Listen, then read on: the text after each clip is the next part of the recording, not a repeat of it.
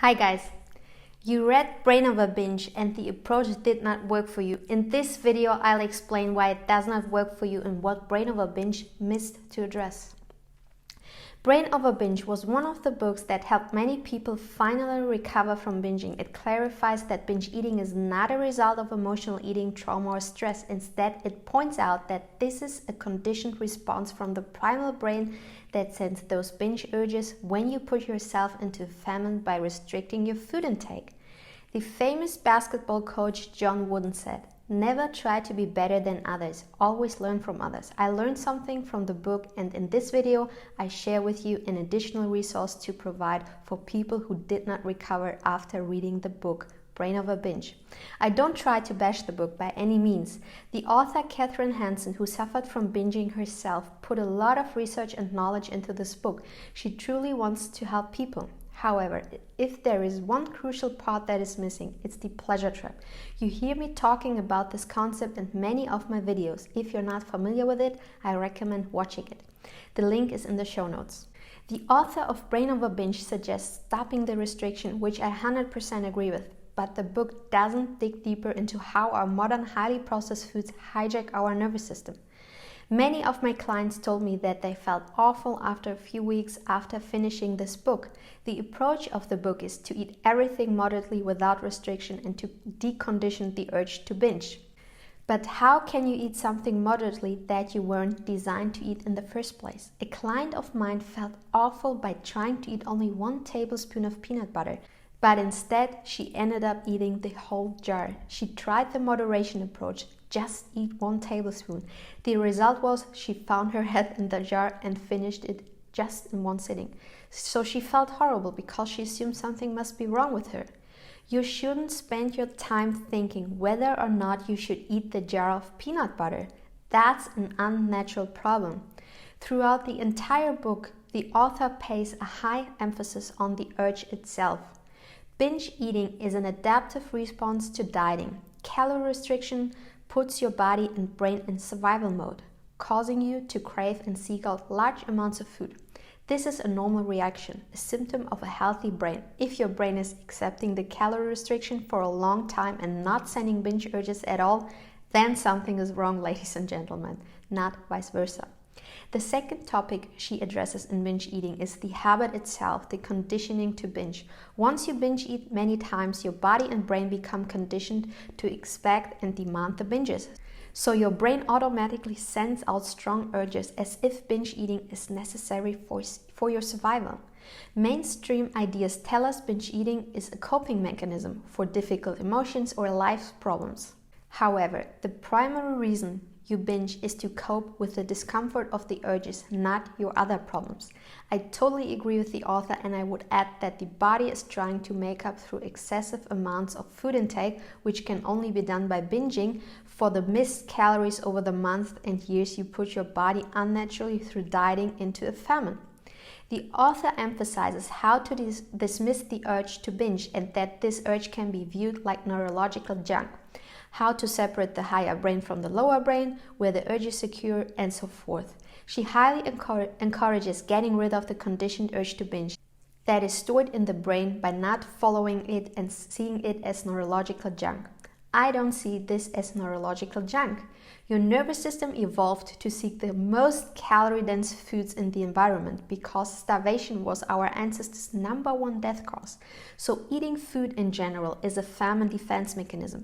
Gaining weight easily is a famine defense mechanism. Having less sensitive nutrient and stretch receptors in your stomach that signal you when you reach satiety is a famine defense mechanism. After a period of restriction, the chances are high that you end up binging, which is, you guessed it, a famine defense mechanism.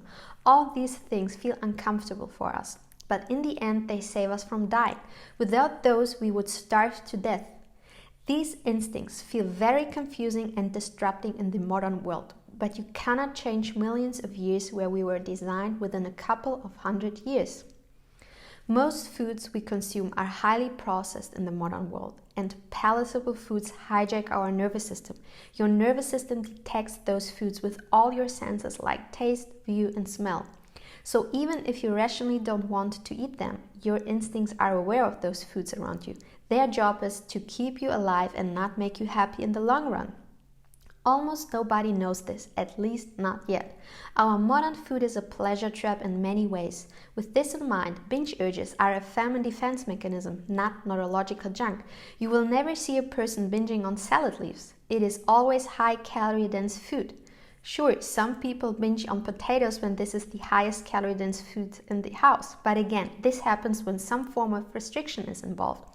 Or you confuse it with general overeating or cramming, which happens or at least happened at some point in a person's life. I have a video on that which you will find in the show notes. Some people assume they have binge eating, but they haven't. They just don't know what normal eating looks like because of chronic dieting. The author of Brain Over Binge rarely talks about the food itself, but it's the root cause why people initially started to binge. People think that the only way to lose weight is by restricting. They would not restrict their calories in the first place when whole natural food would be available, because in that scenario they would already have a healthy and lean body, but unfortunately they gain weight over their lifetime through the modern processed foods, and they don't know how weight loss works and how a healthy diet should look like. So it sounds plausible just to eat less when you have too much weight on the body. This is still the common approach in the health and diet industry. Just eat less and learn moderation of processed foods. Almost nobody wants to accept that moderation is possible in many areas of our lives, but not with addictive substances, which includes processed foods, drugs, and alcohol. As a result of dieting, the nervous system sends binge urges. So the reason why many of my clients who read Brain Over Binge did not recover after reading is that they were not aware of the pleasure trap. After reading the book, they were well informed on how binges take place in the brain, but not how to create a proper diet or knowing that this is the root cause of the weight loss dilemma in the modern world. They tried to implement the strategy outlined in the book on how to resist the binge urge, but they did not learn how to eat a healthy diet, and that is not hijacking the nervous system again and again, and B, how to lose weight in a sustainable way. Binge eating is in most cases the result of a failed weight loss plan. So addressing how a proper diet should look like is the biggest breakthrough in treating binge eating or weight loss problems. Some people out there recovered by only reading Brain Over Binge and eating moderate amounts of foods they like. That's why other people are confused why they could not recover the same. One important message you need to know is that you cannot control how susceptible you are to modern processed foods. This is very individual, and we are all addicted to those foods to some degree, but some more than others. The reason for that is found in our genetics. People who were more susceptible to rich food made it back then. This wasn't an issue when only whole natural food was available. But now it has become a huge problem having rich food available all the time and not only occasionally. Through genetic variances, some people can eat moderate amounts of processed food and stay at a healthy weight. This is because they have more sensitive stretch and nutrient receptors than people with thick genes that signal earlier to the brain that they are full. They feel full earlier and more satiated after a portion of food than people with thick genes do with the same portion. People with less sensitive stretch and nutrient receptors need more food in order to feel full. If they would eat whole natural plant foods, they would reach a healthy weight as well. Maybe not as thin as a person with thin genes, but still at a weight in a healthy BMI range. Therefore, it's not the willpower of naturally slim people or something else. The answer is found in their genes. Of course, every person can recover from binge eating by eating everything. You don't need to eat a vegan or unprocessed diet. However, even if you get rid of the binges but are at the weight that's too high, you still deal with being overweight. As a result, you feel awful and you will go back to old weight loss approaches because it's the only thing you know how to lose weight. And because the restriction approach only works in the short term, guess what will happen? You will switch on the famine defense mechanism, and guess who's back? The binge urges. Therefore, understanding the concept of the pleasure trap and how a healthy diet should look like are crucial for binge eating recovery. However, just knowing how the binge urge psychologically takes place in your mind is not enough to address. And this is what the book is missing, and why many people still deal with binging after reading it. The good news is that's not a problem. Now you have the answer. By focusing on whole natural plant foods you were designed to eat and where the majority of the calories our ancestors consumed come from. You give your nervous system the chance to reset and reach a healthy weight for your type of genetics. The modern world created different pleasure traps. One of those traps are drugs, cigarettes, alcohol, and one of those phases is the unnatural rich food. We call them supernormal stimuli. Our body was not designed to get naturally stimulated by them. Your body was not designed to get stimulated by highly processed food. This is an unnatural problem. As always, the devil is in the detail, and it's like Dr. McDougall says, it's the food. Even among the plant-based community, the pleasure trap is one of the things that people underestimate its power the most. That's why I address this so often. Therefore, if you haven't recovered after reading Brain Over Binge, chances are high you were not aware of the pleasure trap, aka how modern food hijacks your nervous system. I always keep saying that recovery with any diet-related problem is an easy fix. There is no expiration date for recovery when giving and understanding the information needed. Most common eating disorder recovery programs don't focus on the root cause, which is the unnatural food supply. Again, the devil is in the detail. Dr. Lai told me one day, suppose that you are learning to ride a bicycle and every time you fall, you have an orgasm. How hard would it be to learn to ride a bike? He said this is so hard because trying to beat the pleasure trap is like trying to ride the bicycle, and when you fall off, you have an orgasm. Never in history have our ancestors faced a problem like that, yet we humans in the modern world created it. The pleasure trap is a problem of the modern world and a human being never faced in history. This is a unique problem for humans. If something feels really good that is bad for you, that is not a natural problem. In short, when we do the wrong thing, it feels right. And when we do the right thing, it feels bad. So do you understand now why it is so hard to beat the pleasure trap? Falling off the bicycle and having an orgasm. So how on earth can we become a good rider? It was impossible for me to have a healthy weight by eating moderate amounts of processed foods and being at a healthy weight. Furthermore, it was difficult to eat those processed foods moderately without being tempted to eat the whole package. So no wonder I gained weight over time, slowly but steadily.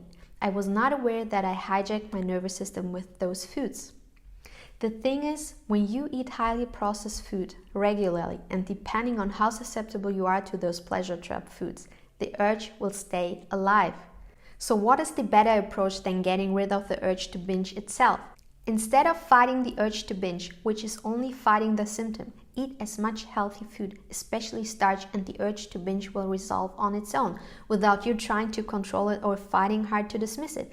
The urge will not go away by trying to dismiss it. Instead, it will go away by eating high amounts of satisfying foods like whole starches. With that, you calm the nervous system and it stops sending binge urges. Week by week, you will experience an improvement until you don't feel any urge at all. For some people, it happens within days, and for others within weeks or months, depending on how underweight they are or for how long they restricted their calorie intake. But it doesn't matter if it takes you days, weeks, or months. The only thing that matters is that it will stop in a reasonable time frame when you focus on eating enough from the right foods. Therefore, the solution to binge eating is not only stopping the restriction and learning to dismiss the urges, but also how to get rid of the pleasure trap and learn how a healthy diet should look like. The goal is to find a balance of inner peace with food and weight. You will find more helpful tools on my channel, for example, on how a healthy diet should look like or how to get rid of binges. In this sense, happy recovery and see you in my next video. Bye bye!